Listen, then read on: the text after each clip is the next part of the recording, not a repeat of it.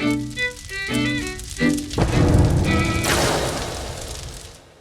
my God. Egg mayonnaise Everywhere I sandwiches, go, can you everyone makes imagine? me egg mayonnaise sandwiches. Talking to like weird, like we've got to learn something from marketing here because all the things that tried to ban and was shouted about always ended up being the one things that sold the most. A friend of mine, he was one of the first. It was a group of people that decided that they would work together, and I think this was the deal. They got the import license for GHD straighteners, which are hair straighteners, which I'm sure we don't really care. But if you at the time it was like I've got to have GHD straighteners, got to have GHD straighteners. I did use them for a while. Okay, so you know what I'm talking about. And they got those in, and he got them in, and then about 6 months after he started selling, he was just starting to get some traction with them. And then it was all in the news that they were all setting on fire and melting and that. And I said, that was the most ridiculous business idea you must have ever had. And he said, no, he says, I've never sold so many. He said, it's in the papers that they're setting on fire, and we cannot get enough of them. He says, I'm hoping that they keep setting on fire because basically everybody wants them. Well, the crimpers were the same thing, were they? Like the old sandwich toaster. It's the same thing with the chippy on thing. I used to iron my hair. Yeah, lay it out on an ironing board, brown paper bag, and run the iron over it. Dead straight. I had one of the worst perms ever. I mean, we all remember. Oh, Dean and his perm. We all remember the Michael Schenker poster, the white flying V, the black cat suit with his blonde shaggy perm. Yeah. We all did it. And I had the length of hair, and I went down to this really well-known hairdresser's, Graham's Webb. Took a photo, said to the geezer, that's what I want, Michael Schenker. I fucking came out. He gave me a fucking bubble, Shirley Temple. Yeah. I cried. Gave it like Bobby I Ball. was like 17, Yeah. 18. I cried. I walked home, couldn't get on the bus. So I walked home. Fucking tears were flooding. Girlfriend at the time, like Jill, she went, I thought I could never go out with a bloke with a perm. And I thought, oh, Dumped as hell, well. I'm walking home with this. I gets into the square where I lived, and my mate's dad was hanging out the window. He went, oh, wait, Shirley! I was like, oh, I got indoors. I was yanking at this fucking bubble perm. And when it got a bit more length, it was my ex-sister-in-law. She went, brown paper bag, ironing board. And then that's what I used to start doing and just ironing my hair. Perm wouldn't drop out, would it, either? But you would They never... left them all, didn't they? Iron dry. They all suddenly turned up with those drop perms, all 5 of them, wasn't it? But you never got a perm on like a Friday afternoon because you knew you had to lock yourself away for a week. Yeah. Because of the smell and the fact that your head looked like a Brillo pad for about a week, and you had to wait for it. I'm just waiting for my perm to drop. Yeah, it's it. Perm to drop. Perm to drop. Yeah, It was like, and then you stroll out about a week later, going, check it out. You know? We had a kid at school. He turned up on a Monday morning. He was the first kid we saw that had a perm, and he came into school with a perm and got expelled. The headmaster went, "You can't come into school looking like that. What do you think you're doing?" So I've had a perm, sir. I said, "Go home. You're not coming back in until that perm's either cut out or it's gone." He expelled him for having a perm. And it was Kevin. That was around when Kevin Keegan was with the old Keegan. Yeah, the Kevin Keegan. So I had a perm, and I got called Keegan Perm. We had a couple of guys down the pub. I was down there once. I used to have a Like, guitarist. Keegan Perm. Just chanting. I used to have a guitarist in a band. The band I was in, a guy called Brady, and Brady had naturally really, really curly hair, like masses of it. You know, just huge. He's one of these people just naturally had loads and loads of hair, looked like a caveman. You know. But what he used to do was when he like if he went in the showers at school, like sport or anything like that, when it was straight, it was about bloody this long. But then when it would go up to about here, it was half the length. But what he used to do was. It was so wide widthways that when it was wet, his mum used to cut it for him. So he used to get, and he was never that fussed. So he used to just say, "I'll just cut it off to about here or whatever." And she'd cut it off here, but because of the width of it, the outsides were way shorter than the bits here, which meant that when he was finished, he had like, do you remember crystal tips and I was just gonna say, yeah. It literally, it went up like, so it went up like this, and like a we used to call him the Sphinx. Because he literally had this thing that used to go up like Leon this. Sphinx. Brilliant. So talking of toilet breaks, there's got to be some stories in the fact that if you've got a weak bladder, you must have had times on stage where it's like No, it's only as I've got older. Oh, okay. I've got one. Yeah. I've got a horrendous. I've got 2. I've told them many times, but I've got 2 horrendous stage toilet escapades. So the first one, Brace yourselves, everybody. the first one was in the 90s. I don't know how I got it, but I didn't know I got it at the time, but it turns out it was gastroenteritis, whatever they call it. So I've rocked up. It's a bank holiday weekend, and we've got a Thursday, Friday, Saturday, Sunday, bank holiday Monday gig run. 5 on the spin we've got. Andy Elphick actually came to the Monday one. He gets everywhere, that boy. So on the Thursday, we're playing somewhere. Did the gig, came home, and I felt a bit squiffy, felt a bit odd. So on the Friday, we're playing in Deal, down in Dover way, I think it is. Kent, isn't it? Out in Kent. I'm in the van going, God, my guts are going rotten here. They're going proper bad. So I thought, and I hate it. So I got to the gig, did my business, thought, okay. And we're setting the gear up at this point. 15 minutes later, I'm like, oh God, pain in my stomach. I didn't get it all out. Off to the toilet, another load. And by now I'm thinking this is a little bit weird because doesn't feel normal. We had 2 Uber fans that used to come really early doors, and I all right, she went, I feel really rough. White as a sheet. They went, trouble downstairs, got the runs. He went, you know what you ought to do to bind it up? Drink a milkshake. I fell for it. I went for it. So for some bizarre reason, I got a milkshake at this gig, either from a local shop nearby or somewhere, but I had a chocolate milkshake, and I glugged a lot, thinking that'd bind me up. Oh my God.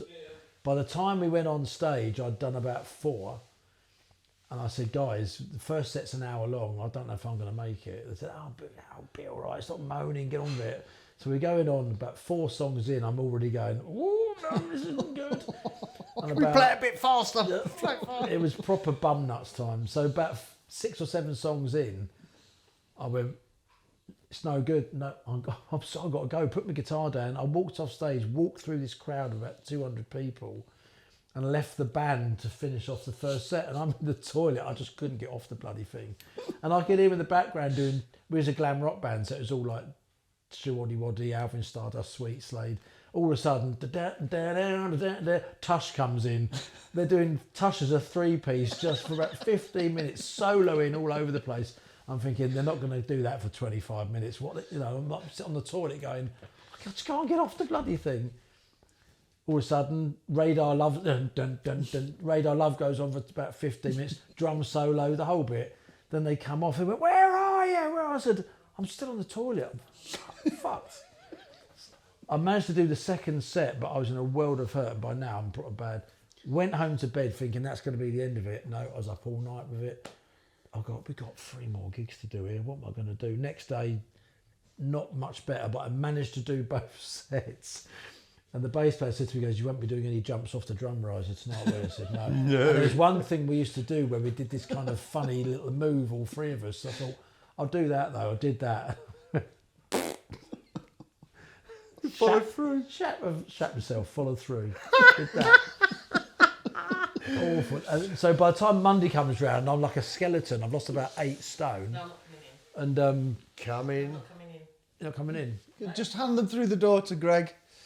I don't know why you Come won't. in further. I Come in don't further. want to come in. The camera won't You see. can just don't, your camera can't see past the Who's door. that for? Is that Well, go and put some clothes on then and come in instead of walking around naked. naked? She's naked. I don't want to get dressed. So basically, you don't want to be seen, but you just want to be heard. You're in the first bit for about That's more than the actually- band. That's actually James. Oh, it's James. Cackling away like a cackling I person. can't move here, so you're gonna have to bring it Yeah, across. I didn't have enough cups. Yeah, cheers. Thank What you. are you talking about? We've got a drawer full of cups. Rock and roll. Yeah, of course. Well, why would you leave me out? Well, because you're not a guest. Oh, that's charming. He's Isn't it? not Oh, got I've got to one. go and make my own tea. That's just not on, is it? I did watch a band. There was a I haven't done the second story yet, by the way. Oh, sorry, go on. Yeah, story number 2. Yeah, so the end of story. About number 2s. End of story 1, Bank Holiday Monday. I'm with Andy Elphick at the bar. He said, "Go like a bleeding skeleton."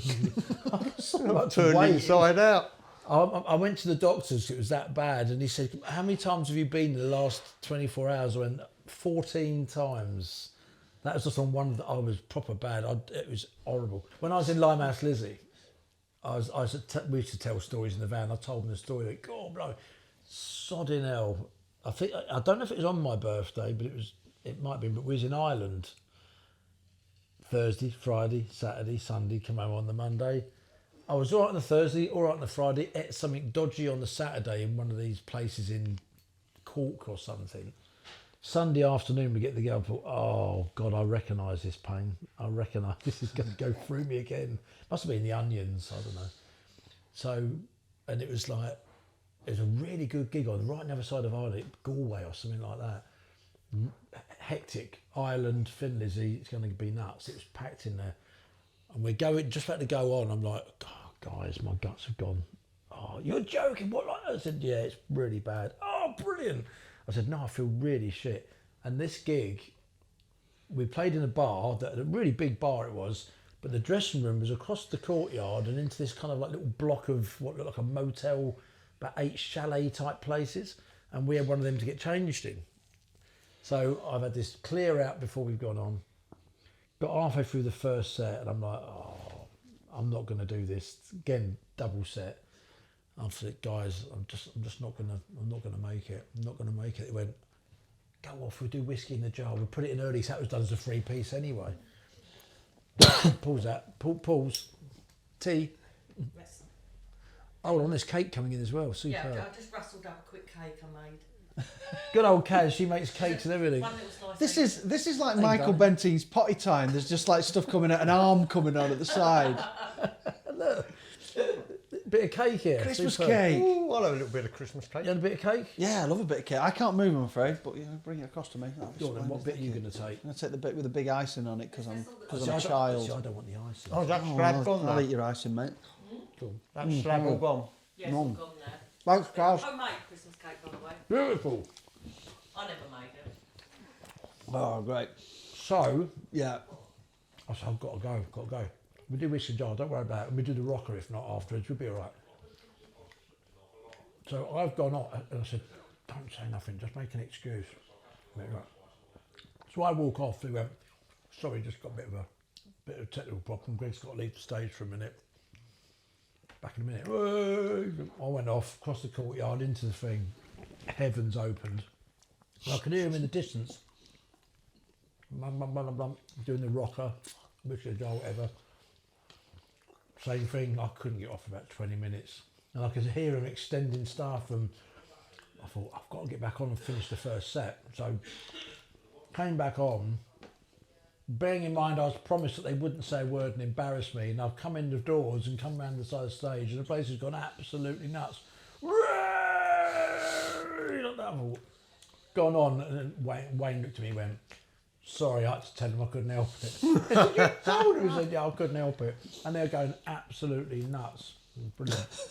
I've never got caught short even on that side of it, but yeah, quite a few times I've like looking forward to long breaks in songs and run off round the back, find a pint pot. Oh yeah, the pint pot piss. Yeah.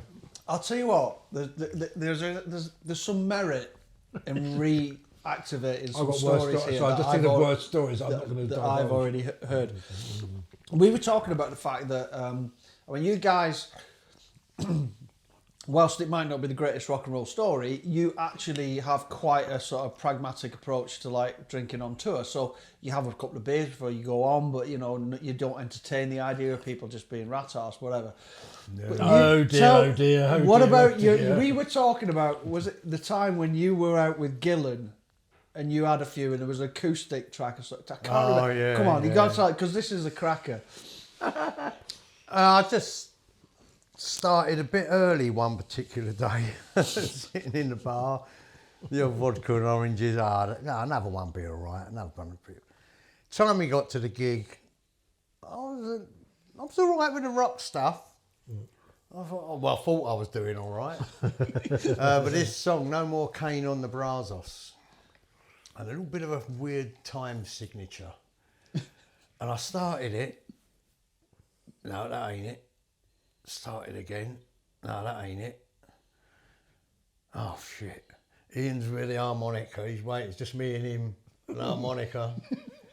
He's looking at me and all that. There's a certain time signature with a strum thing. I thought, fuck it. I just can't get it. And then he's looking at me, he's laughing. Even if you fall apart on the stage, he'll laugh. And I'll tell you another story about that, what he called me on stage after something else. And in the end, I must have started it about half a dozen, 7 times, and I didn't get it. And then I just went, fuck it. Put the acoustic down, picked up my electric and went, dun, dun, dun, dun, dun, dun, dun, dun, started Dirty Dog, I think it was. And he just pissed himself. And the geezer come up to me afterwards, after the gig in the dressing room, he went, was that rehearsed? I went, you're joking, and I said, I was pissed, I couldn't remember how to play it. He went, that was so slick and brilliant. Off on the way, innit? Yeah. But very rarely, I think I got reprimanded probably twice into Powell. They thought I'd probably had me a little pre-Jack Daniels too many. Because on my big guitar rack, I had 2 optics, Jack Daniels and Coke. It used to go off because they had a lot of piano songs, and I used to go off and I'd have a little fag at the side and all. And me and my guitar tech, we'd be pouring ourselves drinks. And a couple of times, I suppose, got a little bit sauced. But in general, no, I'm strict. No. I mean, way. it's not a lot of fun, is it? Because that horrible sort of curtains coming down feeling when you suddenly realise that you know, I mean, playing like a twat. I mean, the good news for me is that I never played to more than about 3 people and a dog anyway in my rock and roll career. So, which was just for the record, these are just for the stories. I don't have a rock and roll career. These guys do. So basically, you have that thing where you go on and there's that daunting moment when you realise you haven't got it together, and it's a horrible sinking feeling when you just think, it's not that you're doing it wrong, you can just thinking through the set in your head and thinking there's that bit's not going to work, that's the bit, and you literally just go off a cliff. Well, you don't forget. you? You forget. I mean, I had a knack of being able to switch into a mode, but back in the day, I mean, I'm not going to tell some of the stories on here because they're just not fit for purpose. I've been absolutely disgraceful. I can't play drunk. Nor could I. No, but I didn't not care. At all. Never have been. You know, I hear stories of, like, you know, Eddie Van Halen absolutely out of his trolley doing what he does. I know. You Like, switch well, in. well, how? How did you? Yeah. It's amazing. I mean, when we used to do it, I mean, bear in mind, we was doing like glam rock stuff, and we were way back in the day. I mean, I literally can't say some of the things because it's just not fit for purpose. But I wasn't sober for the first 150 gigs. I didn't do the first 150 gigs sober. That, I'm talking over then, that's probably about 3-4 years worth. I couldn't do a gig without being drunk. And because the first gig we set the benchmark, we said, this is going to be the most chaos. Someone actually said, you're like a cross between Guns N' Roses and Bernard Manning on speed. And we were chaos. We were proper. We used to even draw straws that would drive the van so the other 4 could get pissed before we went on. And we was to go on 7-8 pints down the wind before we'd even go on. And other, you know, I'll leave that one there, but there was a lot more than that. And I'll do one. I'm going to say one, and it's absolutely terrible. And I do not condone. I don't condone this, and kids don't do it. Yeah, but these were different times. We did a bikers rally. Oh God! In a shed in the middle of bumfuck nowhere, at the height of my madness. And there's many people that may watch this. I could name names that will go, "Oh Christ, I remember him back then." We did this one gig, we turned up and said, right, let's get sorted out. So we was getting drunk, all the gear was set up. We could do the songs standing on our heads, and it was all very rough and ready. It wasn't Cats in Space quality, it wasn't any fucking quality, but it was good, fun times. Let's get pissed and go nuts. Rock and roll. This was around the kind of era of, just before Oasis were out, I guess. So it was that kind of crazy where kids were coming out and they were going nuts on ecstasy and all sorts. These bikers were selling amyl nitrate. And I went, I'll have some of that. That sounds like a bit of a gas. So I bought a bottle of amyl nitrate. I'd never done amyl nitrate before, and you mustn't do it. Well, it's totally legal. You know, That's the thing. It's called liquid gold. There's no shame here. You Poppers, could aren't buy they? it. It's called poppers, aren't they? Yeah, it's called Yeah, liquid gave gold, this poppers. stuff. £2 a little bottle. And the bloke said, have a sniff of that. He said, you know, it's really good fun. It'll give you a right good buzz. So I've got this bottle of amyl nitrate on the top of my amp while we're playing. Oh, no. I'm taking amyl nitrate. I was losing my mind. I was literally losing my mind. And at half time we went off and we had this little roadie kid that was green, let's say. And he'd never done anything in his life. He was always like, you know, he was a good, wholesome lad. I said, you've got to take some of this amyl nitrate. It is the best stuff ever. And we made him take this amyl nitrate. The kid, we literally saw his socks blow off the bottom of his feet. He went that nuts on it. It was just funny. But I don't condone it, but that was Done it a few times. It weren't my cup of tea. Nice. One of the things that's different as well is, I mean, You can't concentrate. There was so You much. laugh for a bit. You have a good old laugh. It's a 30-second But burst. then you feel like your fucking head's going to explode. Now imagine doing that while you're doing blooming Blockbuster or something like that. You're going, does anyone know the way? Shit my head. But the thing is, I mean, this is what's changed in a way, because I mean, I did some, I was around arena stuff and things like that, and you literally now have a contract that says if you get drunk, you could forfeit the value of that gig, or if you don't turn up for the gig because of whatever you do in Ozzy Osbourne or whatever, and you can't find you, don't know what hotel you're in, that kind of thing. You literally get your arse fined. All the fun's taken out of it. Back in the day, there was so much money swimming around the industry, and it was almost celebrated. There was so much money and opportunity kicking around that it gave the press something to talk about. That back then it was almost encouraged. You know, Well, of course it was management were almost feeding you this stuff. Now, it's just, you know, It was 40, 50 years ago, isn't it? So you're just about getting through gigs, knowing that you're going to, you know, break even at the end of it, or, you know, make X amount or whatever, and you've got to finance the next album and all that kind of thing.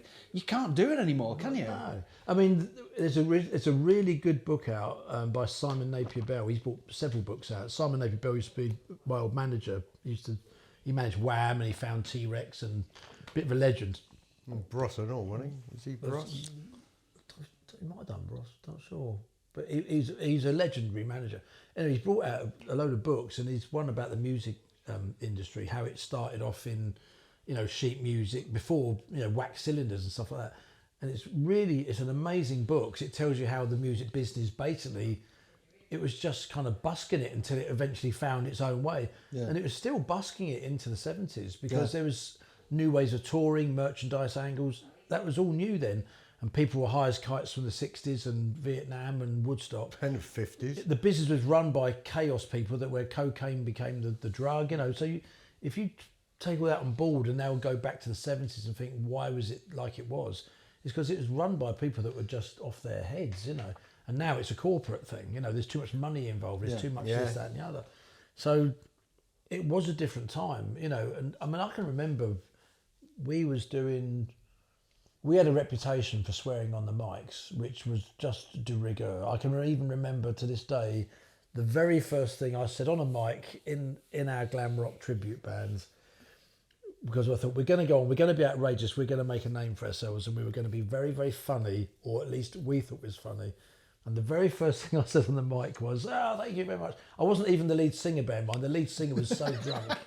He said, you say a bit. So I said, "Thank you very much, ladies and gentlemen. We've had loads of requests in already, but unfortunately I can't get the microphone that far up my arse." That was the very opening gambit, and then we went on worse from there. We ended up getting contracts for gigs in social clubs saying, stipulating the band must not swear or they're in breach of their own contract. And then other shows, we said, well, you know, we can't, you know, we will try not to. And some social clubs said, we're a blue act.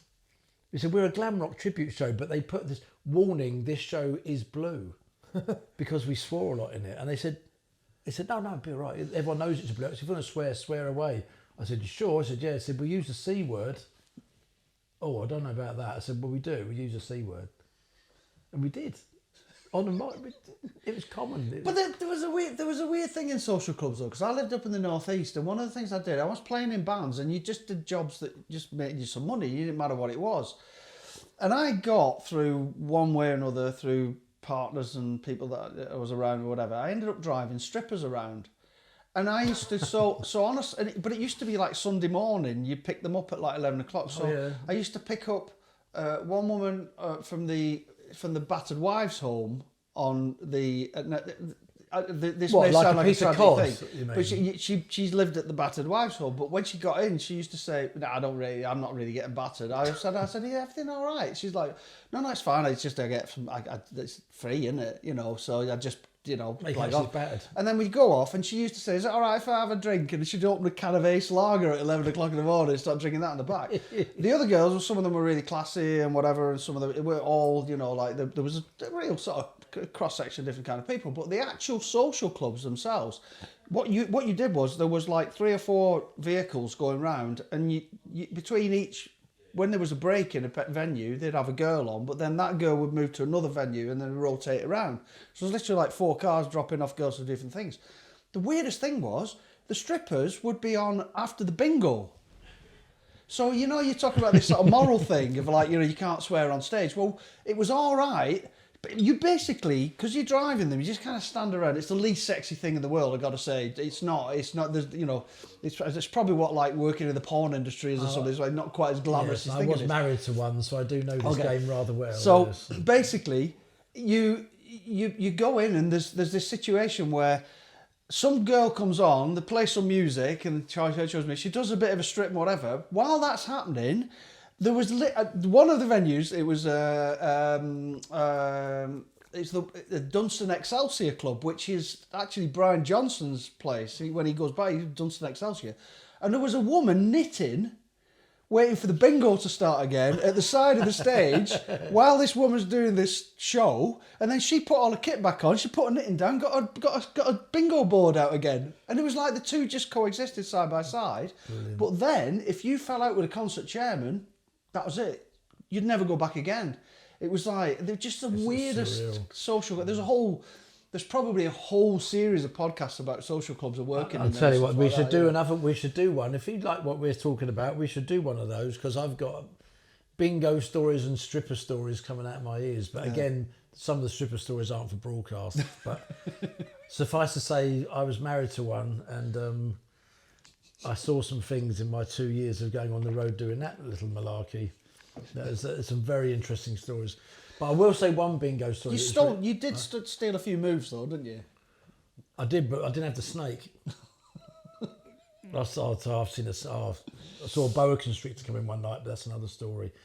But I tell you what, this lad that thought he was old Johnny Big Potatoes, it's his birthday, I don't mind that, and he's getting a bit fresh of himself, and he can handle the strippers. They blindfolded him, and a third girl come out that he didn't know was there, and they said, the crowd to go really quiet, and they actually did pipe down, and this girl wheels out a big red flight case that you think's got like a Marshall cabinet or something, with a handle like a shopping trolley thing.